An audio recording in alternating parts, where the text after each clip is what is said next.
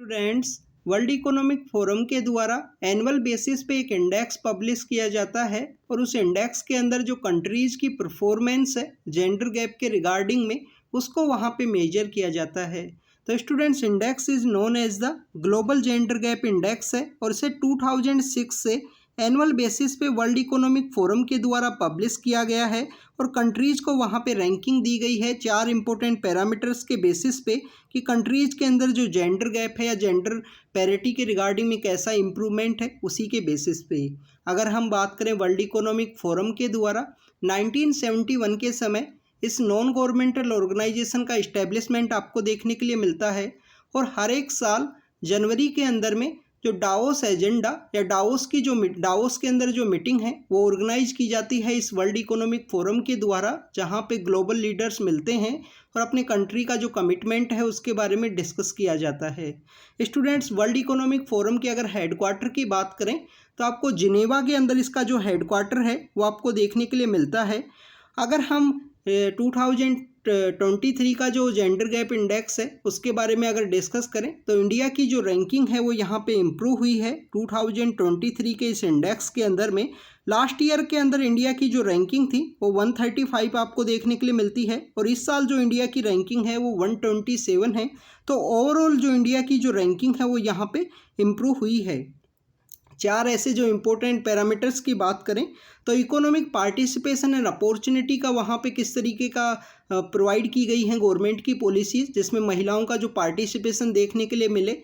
इसके अलावा education attainment की बात की जाती है, हेल्थ एंड सर्वाइवल के बेसिस पे मेजर किया जाता है कंट्रीज़ की रैंकिंग और political empowerment. Students, political empowerment के अंदर आपको इंडिया की जो परफॉर्मेंस है वो काफ़ी सही देखने के लिए मिलती है। उसके बिहाइंड में रीज़न ये है कि आप देखें कि हमारे यहाँ पे Panchayati Raj institution and urban local bodies के ऊपर में जो महिलाओं को यहाँ पे रिजर्वेशन है वो प्रोवाइड किया गया है 73rd and 74th constitution amendment act के थ्रू।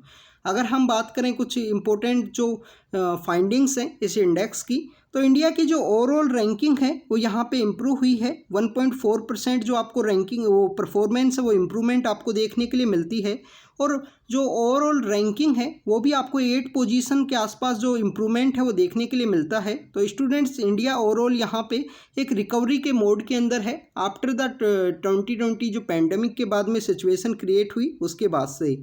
अगर हम यहाँ पे बात करें, क्लोज है इंडिया का जो जेंडर गैप है 64.3 के आसपास, बट यहाँ पे आपको इकोनॉमिक पार्टिसिपेशन एंड अपॉर्चुनिटी के अंदर जो इंडिया की रैंकिंग है या जो परफॉर्मेंस है वो काफ़ी कम देखने के लिए मिलता है। अगर हम बात करें पॉलिटिकल एम्पावरमेंट के अंदर में, तो ओनली 3 कंट्री ऐसे हैं जिनका यहाँ पे पॉलिटिकल एम्पावरमेंट आपको अबाउ देन 40% देखने के लिए मिलता है, जिसके अंदर इंडिया भी है, फ्रांस भी है और बोलीविया आपको हाईएस्ट 50% के आसपास जो पॉलिटिकल पार्टिसिपेशन है उसके अंदर देखा जाता है। स्टूडेंट्स, आप देखिए पॉलिटिकल पार्टिसिपेशन के रिगार्डिंग में ही 2022 के समय एक त्रिवेंद्रपुरम डिक्लेरेशन है वो साइन किया गया था। हमारे वुमेन रिजर्वेशन बिल के रिगार्डिंग में भी आपको देखने के लिए मिलता है कि जो वुमेन रिजर्वेशन बिल 1996 में जिसे प्रपोज किया गया और अभी वो पार्लियामेंट के अंदर पेंडिंग है, तो उसको यहाँ पे लाया जाए, प्रपोजल किया जाए, फिर से इम्प्लीमेंट हो सके। इसके अलावा स्टूडेंट्स, अगर हम मेजर करें इंडिया की रैंकिंग हमारे जो नाइबर कंट्रीज़ हैं उनके साथ में, तो पाकिस्तान की ओवरऑल रैंकिंग आपको 142 देखने के लिए मिलती है। इसके अलावा आप देखिए बांग्लादेश 59 के ऊपर है, चाइना 107 के ऊपर है। तो इंडिया से अच्छी परफॉर्मेंस आपको बांग्लादेश की भी देखने के लिए मिलती है, चाइना की भी, और नेपाल एंड श्रीलंका का भी और भूटान का भी। पर देखें कि पाकिस्तान का जो रैंकिंग है इंडिया से लोअर है, ये आपको पता होना चाहिए कि कभी आपको कंपेयर करवा लिया जाए कि इंडिया के जो पाकिस्तान है उनकी रैंकिंग हायर है। पाकिस्तान की रैंकिंग हायर आपको हैप्पीनेस इंडेक्स के अंदर देखी जाती है। इसके अलावा स्टूडेंट्स, अगर हम बात करें इंडेक्स के बारे में, तो लास्ट जो 14 ईयर्स हैं वहाँ आइसलैंड के द्वारा कंटिन्यूस इस इंडेक्स को टॉप किया गया है जेंडर इक्वलिटी के अगर सेक्टर में देखें तो आइसलैंड को मोस्ट जेंडर इक्वल कंट्री है वो माना गया है 14 ईयर से कंटिन्यू। वहाँ पे आपको 90% के आसपास जो जेंडर पैरिटी है, जो जेंडर गैप है वो देखने के लिए मिलता है।